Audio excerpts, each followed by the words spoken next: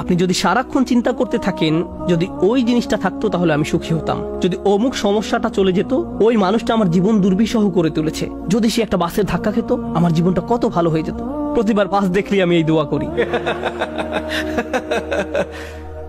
আমরা সব সময় নিজেদেরকে একথা বলে বুঝাই যদি অমুক মানুষটি বা অমুক সমস্যাটি জীবন থেকে চলে যেত তাহলে জীবন কত সুন্দর হয়ে যেত, অথবা যদি অমুক দুঃখটি দূর হয়ে যেত তাহলে সবকিছু পারফেক্ট হয়ে যেত।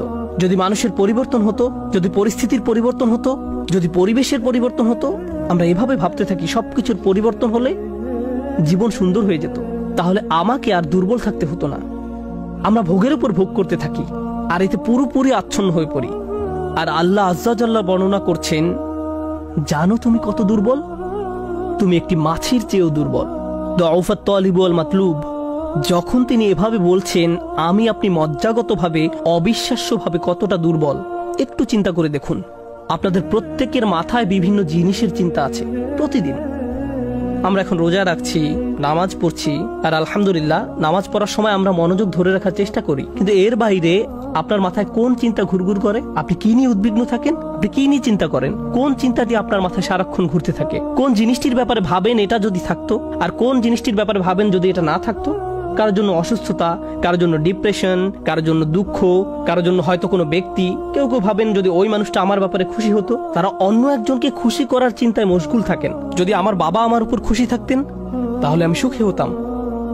কিন্তু আপনার বাবাও তো একজন মানুষ, তিনি যদি আজ খুশি হয়েও থাকেন কাল হয়তো তার জীবন শেষ হয়ে যেতে পারে। তারপর আপনি কি করবেন? এরপর আপনি কোথায় দাঁড়াবেন? সুতরাং আমি আর আপনি এভাবে এসব জিনিসের পেছনে ছুটতে থাকি।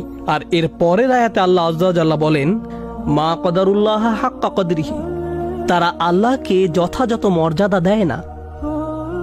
ইন্নাল্লাহ কাউইয়ুন আজিজ, নিশ্চয়ই আল্লাহ শক্তিধর, মহাপরাক্রমশালী। তুমি দুর্বল কিন্তু আল্লাহ সর্বশক্তিমান। তিনি আরো বলেন, তোমরা আল্লাহকে যথাযথ মর্যাদা প্রদান করনি। জানেন তিনি আমাকে আপনাকে কি বলছেন? তিনি বলছেন তোমরা বিভিন্ন জিনিসের পেছনে ছুটবে, তোমরা বিভিন্ন মানুষের পেছনে ছুটবে, তোমরা এই দুনিয়ার যত কিছুর পেছনেই ছুটো না কেন এর প্রতিটি জিনিসের একদিন সমাপ্তি হবে। এর প্রতিটি জিনিস দুর্বল। এই কারণে তুমিও দুর্বল হয়ে পড়েছ। এই জন্য তুমি বারবার দুঃখ ভারাক্রান্ত হয়ে পড়ছো। ফলশ্রুতিতে তুমি বারবার ক্ষতির সম্মুখীন হচ্ছ। কিন্তু শেষবারের মতো যখন তুমি এই সিদ্ধান্ত গ্রহণ করবে তোমার যত চাওয়া পাওয়া আছে তার মাঝে সবচেয়ে বড় চাওয়া পাওয়া হলো তোমার মালিককে খুশি করা, যখন তুমি সবকিছুর উপরে আল্লাহর সন্তুষ্টিকে প্রাধান্য দাও, যখন তুমি সত্যিকার অর্থে তোমার অন্তর থেকে এটা করতে পারবে, একমাত্র তখনই, যেহেতু তিনি শক্তিধর। জানেন আল্লাহ এইমাত্র আমাদের শেখালেন যখন তুমি দুর্বল কাউকে পেতে চাও তখন তুমিও দুর্বল হয়ে পড়ো, কিন্তু তুমি যদি আল্লাহকে চাও যিনি শক্তিধর এবং মহাপরাক্রমশালী, তাহলে এটা তোমাকে কেমন করে তুলবে? এটা তোমাকেও শক্তিশালী করে তুলবে। আর যখন তুমি শক্তিশালী হয়ে উঠবে জীবনে বিভিন্ন জিনিস আসবে যাবে, কিন্তু তোমার শক্তিমত্তার কোনো কমতি হবে না।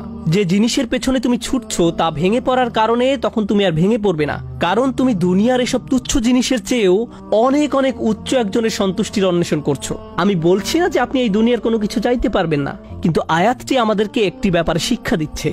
আমরা যখন এসব পার্থিব বিষয় কামনা করব আমরা বুঝবো যে এগুলো দুর্বল। পার্থিব এসব বিষয় জীবনে আসবে যাবে, কিন্তু আমরা কখনো আল্লাহকে হারাতে পারবো না। লক্ষ্য করুন, মানব জাতির ব্যর্থতা হলো যখন তারা পার্থিব কোনো জিনিস পেতে ব্যর্থ হয় তারা আল্লাহকে ভুলে যায়। তাদের চাওয়া পাওয়ার জিনিসটি না পেলে তারা নামাজ পড়া ছেড়ে দেয়। তারা যা চায় তা যদি না পায় তারা এভাবে বলে, এভাবে দোয়া করার অর্থ কি? তারা যখন তাদের আকাঙ্ক্ষার বস্তুটি পায় না তখন দুঃখ হতাশা একেবারে ভেঙে পড়ে এবং বলে আমি তো আল্লাহর সাথে কথা বলার শক্তিও পাচ্ছি না। এমনটি ঘটার কারণ হলো সমস্যায় পড়ার পূর্বে আল্লাহর সাথে তাদের বন্ধন শক্তিশালী হয়ে ওঠেনি। যদি সে বন্ধনটি আগে থেকেই বর্তমান থাকতো, যেমন মূল যদি শক্তভাবে গাঁথা থাকে তাহলে ঝড় এলে এদিক ওদিক দুলতে থাকে, সম্পূর্ণ ভেঙে পড়ে না, মূলের উপর দাঁড়িয়ে থাকতো, আর ঝড় চলে গেলে আবার ফল দেয়া শুরু করতো। এরকম একটা উপমার কথা কোরআনে অন্যত্র এসেছে, আসলুহা সাবিত ওয়া ফারউহা ফিস সামা। লা ইলাহা ইল্লাল্লাহ হলো এমন একটা বৃক্ষের মতো যার শেকড় মাটিতে এবং শাখা আকাশে উত্থিত।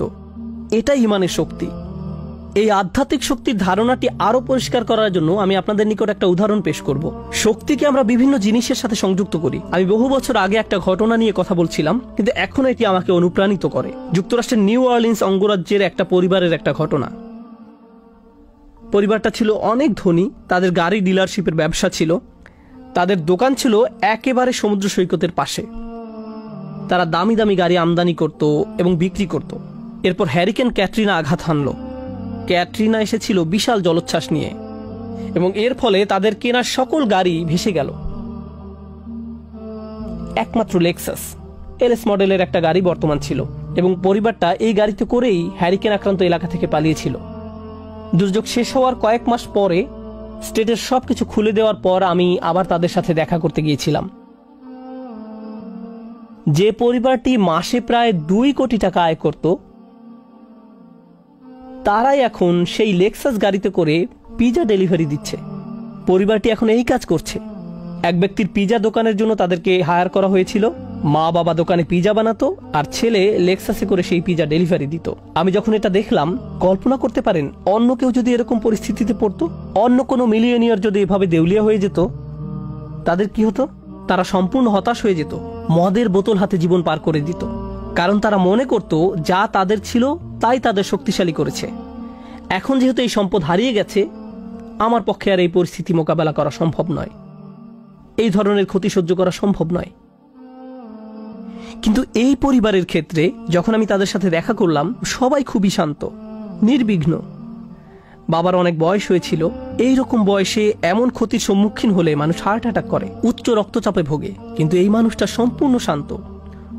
তো আমি তাকে জিজ্ঞেস করলাম, কিভাবে এটা সম্ভব? আমি এমনকি আমার প্রশ্ন করাও শেষ করতে পারিনি। আমি শুধু বললাম, কিভাবে? তিনি হেসে উঠলেন।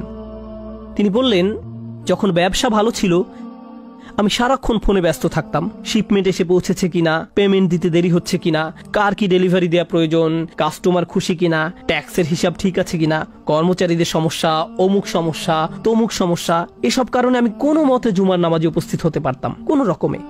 কিন্তু এখনো তো টেবিলে খাবার আছে, এখনো তো আমাদের মাথার উপর ছাদ আছে, আর এখন আমি নিশ্চিন্তে মসজিদে গিয়ে নামাজ আদায় করতে পারি। আর সকালে ঘুম থেকে উঠে আমাকে কিচ্ছু নিয়ে ভাবতে হয় না, একমাত্র আমার রবকে মনে করা এবং তার কৃতজ্ঞতা জ্ঞাপন করা ছাড়া। আমার আসলে মনে হয় আমার জীবন শেষ হওয়ার পূর্বে আল্লাহ আমাকে সহজ জীবনের এই নিয়ামত দান করেছেন। সেই বাবা এটাই বলেছিলেন, কোনো সাধারণ মানুষের পক্ষে এভাবে কথা বলা সম্ভব নয়। আপনি যদি এমন কথা অন্য কোনো ব্যবসায়ীকে বলতেন, সে বলতো এই লোকটার মাথা নষ্ট হয়ে গেছে, তার সকল সেন্স নষ্ট হয়ে গেছে। আর এই জন্যই এখন সে তার মাথায় এই পরিস্থিতির একটা যৌক্তিকতা খুঁজে নিয়েছে। আপনাদেরকে একটা কথা বলছি, একজন মানুষের পক্ষে কেবল তখনই এভাবে কথা বলা সম্ভব যখন সে বুঝতে পারে যেসব জিনিসের পিছনে সে ছুটছে তা দুর্বল। কেবলমাত্র আল্লাহই শক্তিশালী।